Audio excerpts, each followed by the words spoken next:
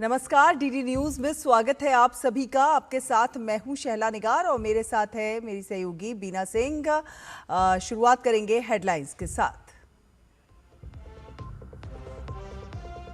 हंगामे के बीच दोनों सदनों की कार्यवाही सोमवार तक के लिए स्थगित। शोर शराबे के बीच लोकसभा में पारित हुआ जन्म और मृत्यु पंजीकरण संशोधन विधेयक 2026।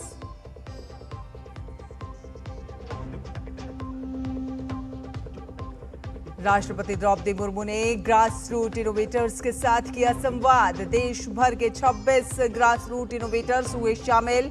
राष्ट्रपति ने कहा कि विकसित भारत के निर्माण में अहम है नवाचार आधार स्तंभ।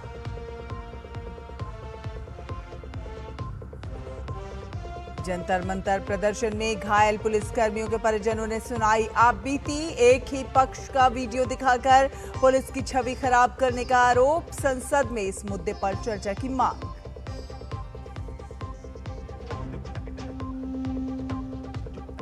ठाणे के भिवंडी में जर्जर इमारत ढहने से बड़ा हादसा। मलबे में दबने से अब तक 9 लोगों की मौत। राष्ट्रपति और प्रधानमंत्री ने जताया शोक। पीएम राष्ट्रीय राहत कोष से मृतकों के परिजनों को 2-2 लाख रुपए, घायलों को 50,000 रुपए की अनुग्रह राशि।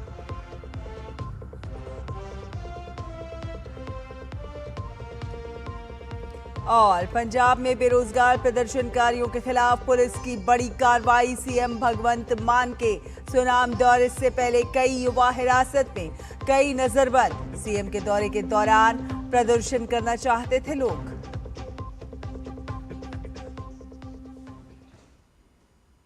तो आपको बता दें कि संसद में आज भी गतिरोध बना रहा। लोकसभा और राज्यसभा दोनों में ही विपक्ष ने जोरदार हंगामा किया, जिसके कारण दोनों सदनों की कार्यवाही सोमवार तक के लिए स्थगित कर दी गई। विपक्ष के हंगामे के बीच लोकसभा में जन्म और मृत्यु का पंजीकरण संशोधन विधेयक 2026 पारित कर दिया गया। राज्यसभा में बीते 29 जुलाई को यह विधेयक पारित किया गया था। गृह राज्य मंत्री नित्यानंद राय ने लोकसभा में विपक्ष के हंगामे के बीच जन्म और मृत्यु का पंजीकरण संशोधन विधेयक 2026 को पारित करने के लिए पेश किया और इस दौरान विपक्षी दलों के सदस्य दिल्ली में प्रदर्शनकारी छात्रों पर पुलिस की कार्रवाई और राम मंदिर के चढ़ावे की कथित चोरी के मामले को लेकर नारेबाजी कर रहे थे। विपक्ष के हंगामे के बीच सदन ने ध्वनिमत से विधेयक को पारित कर दिया। ये विधेयक जन्म और मृत्यु पंजीकरण अधिनियम 1969 में संशोधन करने का प्रावधान करता है। विधेयक के अनुसार यदि किसी जन्म या मृत्यु की सूचना उसके घटित होने के 1 वर्ष के अंदर लेकिन 2 वर्ष के भीतर रजिस्ट्रार को दी जाती है तो उसका पंजीकरण केवल जिला मजिस्ट्रेट, एसडीएम या फिर जिला मजिस्ट्रेट द्वारा अधिकृत कार्यपालक मजिस्ट्रेट की अनुमति से ही किया जाएगा। इसके लिए जन्म या मृत्यु की सत्यता का विधिवत सत्यापन किया जाएगा। विधेयक में यह भी प्रावधान है कि यदि किसी जन्म या मृत्यु की सूचना 2 वर्ष से अधिक समय के बाद रजिस्ट्रार को दी जाती है तो उसका पंजीकरण केवल प्रथम श्रेणी के न्यायिक मजिस्ट्रेट के आदेश पर ही किया जा सकेगा। संसदीय कार्य मंत्री किरेन रिजिजू ने कहा कि सरकार चाहती थी कि विपक्ष चर्चा में हिस्सा ले, लेकिन बार बार अनुरोध के बावजूद विपक्ष के साथियों ने विधेयक पर चर्चा में भाग नहीं लिया। विपक्ष से अब जनता जवाब मांगेगी। बिल आज पारित किया और हम तो चाहते थे कि सब इसमें भाग लें। बिजनेस एडवाइजरी कमेटी में भी इसका टाइम तय किया गया था। बाद में बाहर में जाकर के हम लोग ये नहीं कहना चाहिए ये बिना चर्चा के बिल पारित क्यों किया, ये नहीं कहना चाहिए। मैं कांग्रेस के सारा साथियों से भी बार बार गुहार लगाया कि महत्वपूर्ण बिल पे चर्चा होना चाहिए, लेकिन अफसोस की बात है कि इतना महत्वपूर्ण registration of birth and death amendment bill pay आज यहाँ पारित किया गया है लोकसभा के सदन में, लेकिन विपक्ष के साथियों ने किसी ने भी इस बिल के चर्चा में भाग नहीं लिया। ये दुर्भाग्यपूर्ण है। लोकसभा अध्यक्ष ओम बिरला ने शुक्रवार को वेश बदलकर संसद में आने वाले कुछ सांसदों को चेतावनी दी और कहा कि वे संसद की पवित्रता और मर्यादा को खत्म कर रहे हैं। उन्होंने ये चेतावनी उस वक्त दी जब निर्दलीय सांसद राजवेश रंजन उर्फ पप्पू यादव राम मंदिर चढ़ावा गड़बड़ी मामले को लेकर विरोध जताते हुए पुजारी की वेशभूषा में पहुंचे थे। कुछ मान्य सदस्य तो वेश बदल कर संसद में जिस तरीके से पहनकर आते हैं, मेरी उन मान्य सदस्यों को चेतावनी है। संसद या संसद के परिसर में मुझे कई मान्य सदस्यों ने मिलकर और लिखकर दिया है कि संसद भवन और संसद परिसर की पवित्रता बनी रहनी चाहिए। आप सदन की पवित्रता को समाप्त कर रहे हैं, उसकी गरिमा को समाप्त कर रहे हैं। वहीं राज्यसभा में भी विपक्ष के सदस्यों का हंगामा जारी रहा। उच्च सदन में नीट प्रश्न पत्र लीक के विरोध में राजधानी दिल्ली में प्रदर्शनकारी छात्रों पर पुलिस कार्रवाई को लेकर विपक्ष का हंगामा जारी रहा, जिसमें विपक्ष छात्रों के खिलाफ पुलिस की कार्रवाई के मुद्दे पर गृह मंत्री अमित शाह के बयान की मांग कर रहे थे। विपक्षी सांसद अपने सीटों से उठकर सभापति के आसन के समीप आ गए और नारेबाजी करने लगे। सभापति ने हंगामा कर रहे सदस्यों से शांत रहने और शून्यकाल चलने देने की अपील की, लेकिन विपक्ष नहीं माना, जिसके कारण उच्च सदन की कार्रवाई सोमवार तक के लिए स्थगित कर दी गई।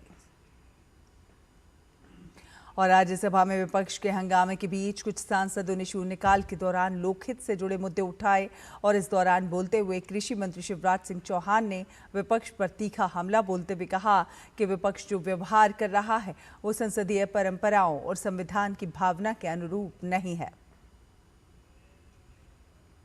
सभापति महोदय, ये प्रतिपक्ष केवल अराजकता फैलाना चाहता है, हंगामा खड़ा करना चाहता है। चर्चा से इनको कोई लेना देना नहीं है। हम इनकी घोर निंदा करते हैं। माननीय सभापति महोदय, हर बात पर हंगामा करना, हुल्लड़ फैलाना, सड़क छाप राजनीति करना और सदन की गरिमा को तार तार करना, ये इनका स्वभाव हो गया है। देश इनको देख रहा है और देश की जनता इनको कभी माफ नहीं करेगी। माननीय सभापति महोदय, राष्ट्रपति द्रौपदी मुर्मू ने आज राष्ट्रपति भवन में ग्रास रूट इनोवेटर्स के साथ संवाद किया। अटल नवाचार मिशन नीति आयोग द्वारा आयोजित इस कार्यक्रम में देश भर के 26 ग्रास रूट इनोवेटर्स शामिल हुए। राष्ट्रपति ने इस मौके पर कहा कि भारत सरकार नवाचार को विकसित भारत के निर्माण के महत्वपूर्ण आधार स्तंभ के तौर पर देखती है और यही वजह है कि देश में आज नवाचार की संस्कृति विकसित हुई है। भारत देश गांव का देश है। ये जो इनोवेटर्स यूथ। और आइए अब आपको सीधे लिए चलते हैं, कैबिनेट की ब्रीफिंग हो रही है। जो सबसे बड़ा निर्णय है वो है प्रधानमंत्री सूर्य सरोवर योजना। ये स्कीम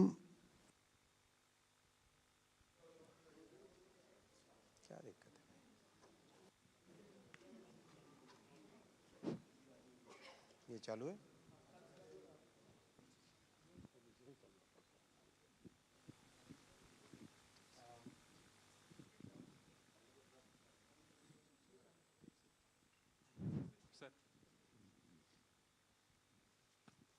ये ठीक है ऑडियो?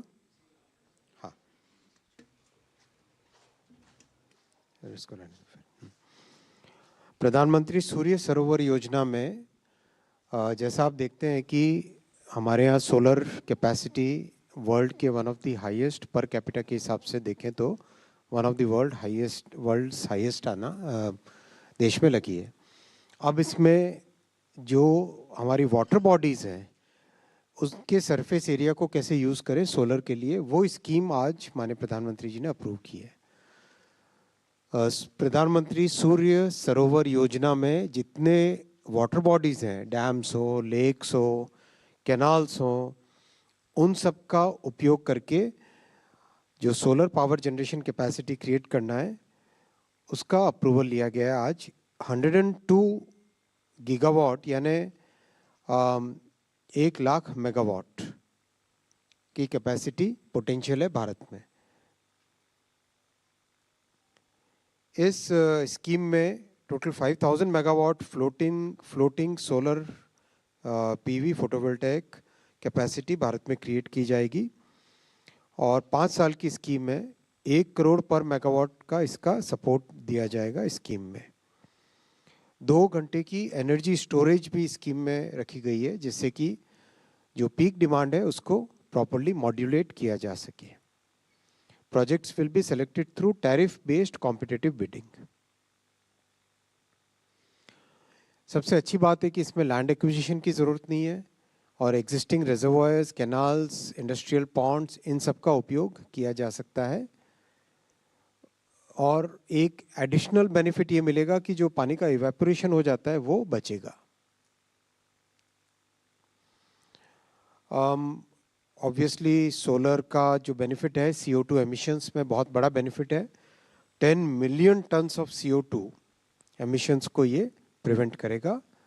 ये इस पूरे प्रोग्राम का ऑब्जेक्टिव है और करीब 16 to 17,000 full time employment create होगा। डोमेस्टिक मैन्युफैक्चरिंग वैसे भी सोलर की बहुत अच्छी हो गई है, इससे और भी इसमें बेनिफिट मिलेगा। दूसरा बहुत बड़ा फैसला लिया है आज माननीय प्रधानमंत्री जी ने, PM किसान योजना को और आगे एक्सटेंशन दिया गया है। PM किसान योजना आप सब जानते हैं कि देश की एक फ्लैगशिप प्रोग्राम है और इस प्रोग्राम में देश के किसानों को जो क्रॉप साइकिल है, क्रॉप साइकिल के हिसाब से बेनिफिट दिया जाता है। साल में 3 बार 2,000 रुपये का सपोर्ट, इनकम सपोर्ट दिया जाता है, जिसे कि बीज खरीदना हो, फर्टिलाइज़र खरीदना हो, इन सब के लिए किसानों को एक अच्छी क्रॉप साइकिल के बिगिनिंग में बेनिफिट मिलता है, जिससे कि खेती करने के टाइम में सोइंग के समय में बेनिफिट मिलता है। खरीफ सोइंग में, खरीफ हार्वेस्ट, रबी की प्रिपरेशन में और रबी के हार्वेस्ट के समय। और ये सारा का सारा bank account, direct benefit transfer bank account में जाता है, जो कि आप सब जानते हैं कि माननीय प्रधानमंत्री जी के एक बटन दबाते ही देश के करोड़ों किसानों के पास ये बेनिफिट जाता है। इसमें जिस तरीके से पिछले 5 वर्षों में क्यूमुलेटिव डिस्बर्समेंट अभी करीब 3,10,000 करोड़ रुपए का बेनिफिट किसानों के पास जा चुका है इन 5 वर्षों में। ये कंप्लीट आगे बढ़ाया जाएगा अब इसको, और इसमें कई तरह की स्टडीज़ भी हुई है। 85% of the farmers have reduced their borrowing because of this program। ये भी एक बहुत बड़ा बेनिफिट है इस पूरे प्रोग्राम का। और जो हाई कॉस्ट इनफॉर्मल क्रेडिट पे जो डिपेंडेंस होती थी, वो डिपेंडेंस कम हुई है। बहुत इम्पॉर्टेंट है ये, जो लोकल एक तरीके से लोन लेने का जो तरीका होता है, उस पर जो डिपेंडेंस थी फार्मर्स की, वो बहुत सिग्निफिकेंटली रिड्यूस हुई है। तीसरा आज का फैसला लिया खेलो इंडिया स्कीम का। जैसा आप देखते हो कि पिछले दशक में स्पोर्ट्स के लिए बहुत नए इनिशिएटिव्स लिए गए और उनका बहुत बेनिफिट मिला है। पुराने समय में जब अगर देखें हम, तो कहीं पर एक मेडल लाना भी बहुत मुश्किल होता था।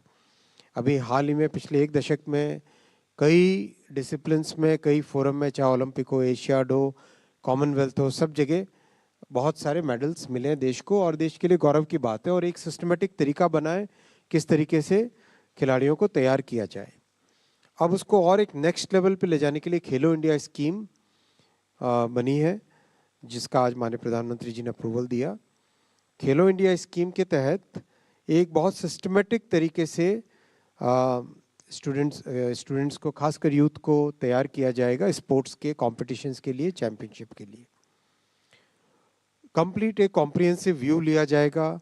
स्टेडियम हो, इंफ्रास्ट्रक्चर हो, ट्रेनिंग का प्रोग्राम हो, न्यूट्रिशन प्रोग्राम हो, मेंटोरशिप हो, उन सब के ऊपर एक बहुत केयरफुली क्राफ्टेड प्रोग्राम बनाया गया है।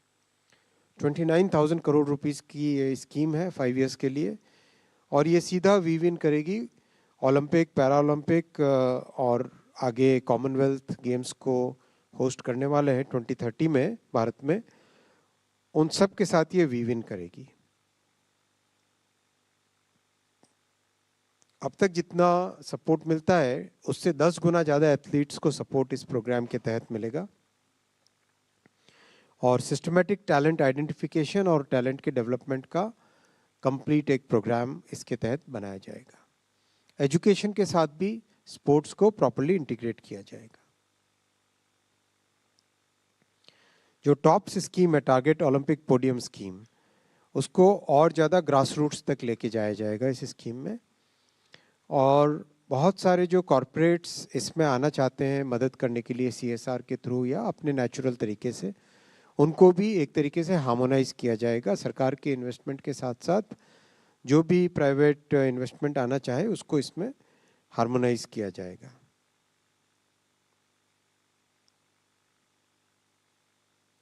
स्कीम के बहुत सारे एलिमेंट्स हैं, आपके सामने हैं। और ओवरऑल एक चैंपियनशिप को नर्चर करने का, फिटनेस के कल्चर को स्ट्रेंथन करने का ये प्रोग्राम है। नेक्स्ट जो बड़ा प्रोग्राम आज अप्रूव हुआ है वो है समुद्र मंथन। समुद्र मंथन भारत में ऑयल एंड गैस के एक्सप्लोरेशन और प्रोडक्शन का प्रोग्राम है और बहुत एम्बिशियस प्रोग्राम है। 84,000 करोड़ रुपीस का प्रोग्राम है। हमारा जो एक्सक्लूसिव इकोनॉमिक जोन है, यानी समुद्र के अंदर जो भारत की जिसके ऊपर राइट्स और प्रिविलेजेस रहती है, उस जोन के अंदर बहुत सारे हाइड्रोकार्बन्स हैं, गैस है, ऑयल है। उसका एक्सप्लोरेशन अगर ठीक से किया जाए तो भारत में बहुत कुछ प्रोडक्शन हम कर सकते हैं। इसी चीज़ को ध्यान में रखते हुए एक्सप्लोरेशन के लिए और उसके बाद में प्रोडक्शन के लिए बहुत एक कॉम्प्रिहेंसिव प्रोग्राम बनाया गया है जिसका नाम है समुद्र मंथन। इसके दो कंपोनेंट है बड़े। एक है data acquisition, seismic data acquisition. समुद्र में सी बेड के नीचे कहाँ पर ऑयल मिलने की संभावना ज़्यादा है या गैस मिलने की संभावना ज़्यादा है, उसकी कुछ टेक्नोलॉजीज़ हैं, सीज्मिक टेक्नोलॉजीज़ हैं मोस्टली। उससे एक बार हमारे पास प्रॉपर जब डेटा आ जाए तो एक्सप्लोरेशन का प्लान ठीक से तैयार किया जा सकता है। और once the exploration plan is prepared, then you can start drilling the holes and then you get the actual data whether there is oil or gas available in that particular point or not. और एक बार exploration ready होता है then production program can start in a more scientific way. इन सब चीज़ों को ध्यान रखते हुए इस प्रोग्राम को बनाया गया है।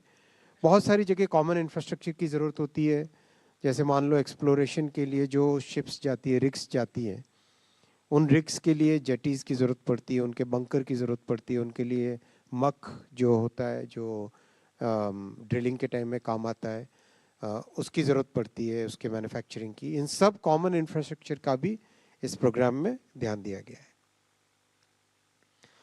तो पहला कंपोनेंट है offshore seismic data acquisition, 28,000 crore rupees का ये प्रोग्राम है। दूसरा कंपोनेंट है एक्सेलरेटेड ऑफशोर एक्सप्लोरेशन स्कीम, ये 43,200 करोड़ रुपीस का प्रोग्राम है। दोनों में जैसा आपको समझाया, एक तरीके से एक बहुत ही कॉम्प्रिहेंसिव तरीके से भारत का जो पोटेंशियल है देश का, उस पोटेंशियल को इसमें यूटिलाइज करने का पूरा प्लानिंग है। इंफ्रास्ट्रक्चर लेड प्रोडक्शन, जहाँ पर ऑलरेडी वेल डिस्कवर किए जा चुके हैं, लेकिन because of the lack of infra production में कोई दिक्कत आ रही होती है, तो ऐसे केस में जैसे महानदी बेसिन है, कच्छ बेसिन है, यहाँ पर इंफ्रास्ट्रक्चर डेवलप करके और वहाँ पे प्रोडक्शन को कैसे बढ़ाया जाए। और जो चौथा है oil and gas manufacturing and services Jones.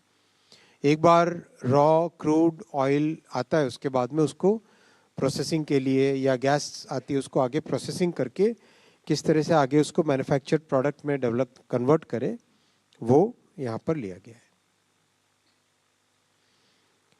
Bharat में जितनी ऑयल और गैस की डिमांड बढ़ रही है, उसके हिसाब से ये स्कीम और ये प्रोग्राम बहुत बड़ा एक गेम चेंजर होगा और नया माइलस्टोन होगा भारत की। बहुत सारा फॉरेन एक्सचेंज इससे बचेगा। फॉरेन एक्सचेंज बचाने के लिए दो तरीके उपाय किए जा रहे हैं, आप सब जानते हैं। पहला, अपना खुद का ऑयल एंड गैस का प्रोडक्शन बढ़ाना। दूसरा, देश के ट्रांसपोर्टेशन को बहुत मेजरली इलेक्ट्रिफिकेशन की तरफ ले जाना। रेलवे का जैसे 99.6% ब्रॉड गेज नेटवर्क इलेक्ट्रीफाई हो गया है, तो उससे बहुत सारा ऑयल या डीजल का कंजम्पशन बचा है। वैसे ही हाईवे में, रोड सेक्टर में बहुत इलेक्ट्रिक व्हीकल्स तेज़ी से आगे बढ़ रहे हैं, तो उससे भी ऑयल एंड गैस का इसमें कंजम्पशन कम होता है। ओवरऑल एक कॉम्प्रिहेंसिव अप्रोच लगाई जा रही है जिससे कि भारत के फॉरेन एक्सचेंज को बचाया जा सके। प्रधानमंत्री श्री नरेंद्र मोदी जी की इस ऐतिहासिक तीसरी टर्म में बहुत सारे इंफ्रा के प्रोजेक्ट्स लिए गए हैं। Railway, highway, metro, airports, sea ports, ropeways, hydro projects, industrial cities, PM आवास योजना, जल जीवन मिशन, कोल गैसिफिकेशन, सूर्य सरोवर आज इसी कड़ी में जुड़ी, और electronics component manufacturing, semiconductor 2.0, mobile phone manufacturing scheme. Overall 28 lakh crore रुपए से ज़्यादा के फैसले लिए गए जिसका बेनिफिट देश को लगातार मिलेगा, और विशेषकर जो मिडिल क्लास फैमिलीज़ हैं, लो इनकम फैमिलीज़ हैं, उनको मैक्सिमम बेनिफिट मिलेगा क्योंकि इससे ईज़ ऑफ लिविंग आती है बेटर इंफ्रा से, और कई नई इकोनॉमिक अपॉर्चुनिटीज़ बनती है। I will take your questions. Thank you, sir. I'll take from first row. No. Second row. Yes, Poonam ji. मैं पूनम हूँ अमर उजाला से। पीएम किसान को 2031 तक एक्सटेंशन दिया है, तो इस मर्तबा इस योजना का लक्ष्य क्या रखा गया है? और सालाना जो 6,000 रुपये की रकम है, इसको लंबे समय से किसान काफ़ी कम मान रहे हैं, तो क्या इसकी बढ़ोतरी की भी भविष्य में संभावना होगी अब जबकि इसको एक्सटेंशन मिल गया है? Third row. Fourth. Yes, Sachin.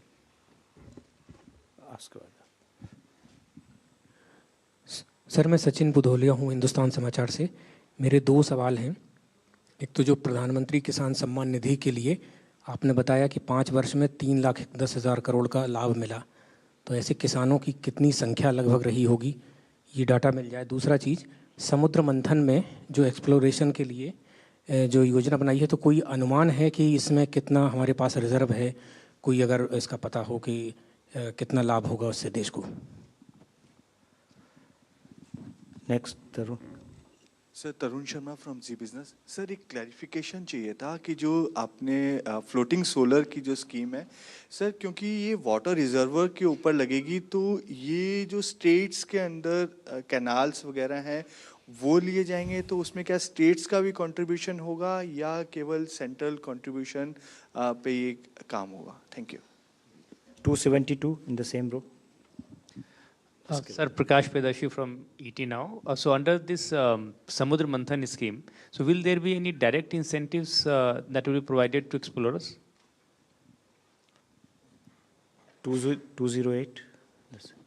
Sir, wanted to understand what is the mechanism for that Samudra Manthan scheme. It will be used through the PSUs, or incentive will be given to the private companies as well, and what is the form of that incentive? 25. Hi sir, Tuesh from Economic Times. Sir, regarding the Khelo India scheme, can we get to know how many new stadiums will be developed in the infrastructure that is from the outlay, and also regarding the allocation for federations, will there be any kind of safeguards in place, because we've seen instances of federations not quite spending the funds properly? Center row 76.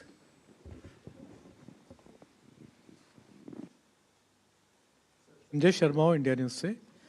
Sir, 150 crore के लगभग की आबादी वाले देश में खेलो India ने जो आपने अभी जो बजट बताया है 29,000 करोड़ का बताया है, क्या इतना ठीक है? इसके अलावा क्या खिलाड़ियों को जो खेलों की जो खिलाड़ी खेलने की तैयारियां कर रहे हैं या आगे बढ़ते हैं, इस पर क्या उनको किसी रोजगार से जोड़ सकती है सरकार?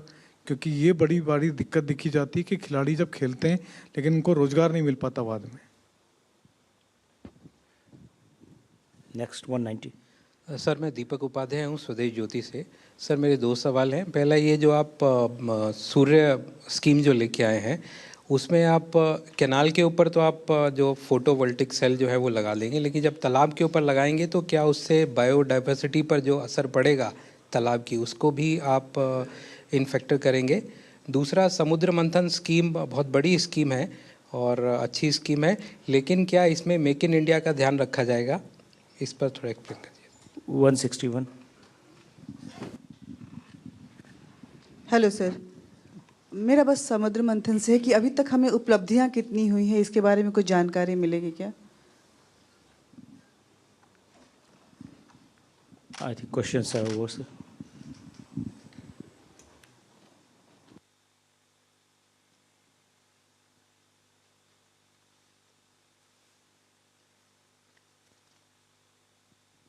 मैं सबसे पहले पीएम किसान सम्मान से संबंधित प्रश्न लूँगा।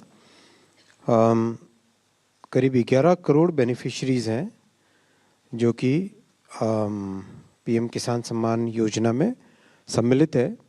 ये बहुत ही इम्पॉर्टेंट स्कीम इसलिए है कि इसके कारण किसानों को जब सोइंग का सीज़न आता है, खेती करने का सीज़न आता है, उसमें बेनिफिट मिलता है। और आप सब जानते हैं कि फर्टिलाइज़र में बहुत सारी सब्सिडी दी जाती है जिससे कि किसानों के ऊपर भार ना बढ़े। फर्टिलाइज़र ग्लोबल मार्केट में रेट जिस प्राइस पे दिया जाता है भारत में, उसके कई गुना ग्लोबल मार्केट में रेट होती है, लेकिन फिर भी भारत सरकार वो सब्सिडी देती है। इन सब चीज़ों को अगर गिने तो किसानों के लिए जितना भारत सरकार की तरफ से आर्थिक मदद दी जाती है वो पीएम किसान सम्मान की निधि से कई गुने ज़्यादा है एक तरीके से। तो आपका जो प्रश्न था क्या ये सफिशिएंट है, किस तरह से इसको देखा जाए, तो अगर सब चीज़ें कॉम्प्रिहेंसिव तरीके से देखें हम, जिस तरह से फर्टिलाइज़र की सब्सिडी है, सीड्स में लो कॉस्ट के सीड्स हैं अच्छी क्वालिटी के, जिस तरह से बिजली में प्रॉपर कम कॉस्ट पे दी जाती है, इन सब चीज़ों को जोड़ें तो बहुत सारे बेनिफिट्स किसानों को दिए गए, जिसका एक लाभ भी मिल रहा है देश को और किसानों को भी, और देश की फूड सिक्योरिटी में इसका बहुत बड़ा इम्पैक्ट पड़ा है।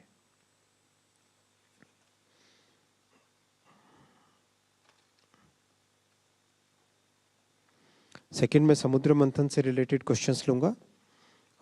समुद्र मंथन में रिजर्व्स का अनुमान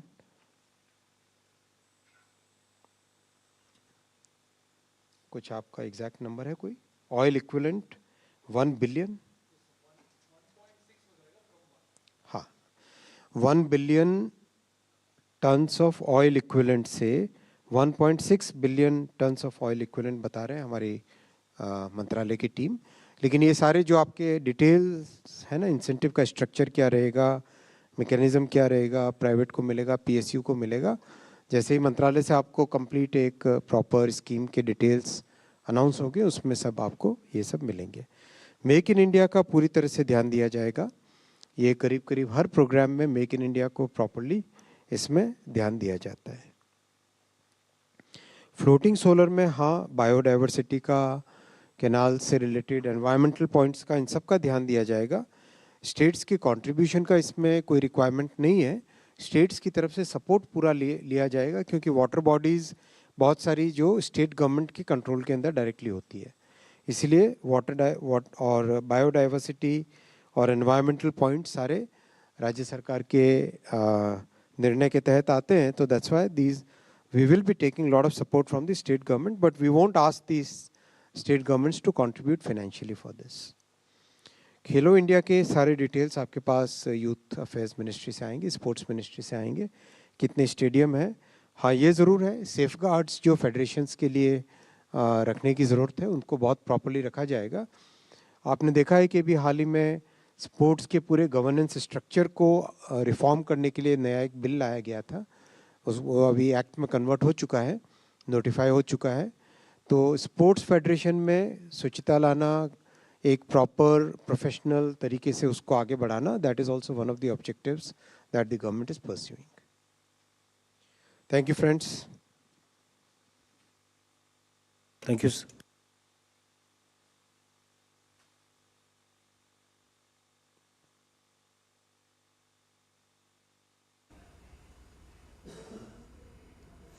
तो ये आप कैबिनेट के बड़े फैसले देख रहे थे। जी हाँ, कैबिनेट के बड़े फैसले लिए गए हैं, कई बड़े फैसले इसमें लिए गए हैं। प्रधानमंत्री सूर्य सरोवर योजना को लेकर बड़ा फैसला लिया है कैबिनेट ने, जिस और साथ ही साथ योजना में वाटर बॉडीज, डैम्स हों या फिर लेक्स, कैनाल्स का उपयोग को लेकर बड़े फैसले, और साथ साथ कि पीएम किसान योजना को और ज्यादा आगे बढ़ाया गया है। 10 गुना ज्यादा एथलीट को इससे मदद मिलते हुए नजर आएगी। एजुकेशन के साथ साथ स्पोर्ट्स को इंटीग्रेटेड किया जाएगा और साथ साथ समुद्र मंथन, तेल और गैस के अन्वेषण और उत्पादन का प्रोग्राम। तो कई बड़े फैसले कैबिनेट की इस मीटिंग में लिए गए और जिसका ब्रीफ करते हुए आपने केंद्रीय मंत्री अश्विनी वैष्णव को सुना। फिलहाल इस बुलेटिन में इतना ही। डीडी न्यूज पर खबरों का सिलसिला लगातार जारी है। आप देखते रहिए डीडी न्यूज। नमस्कार।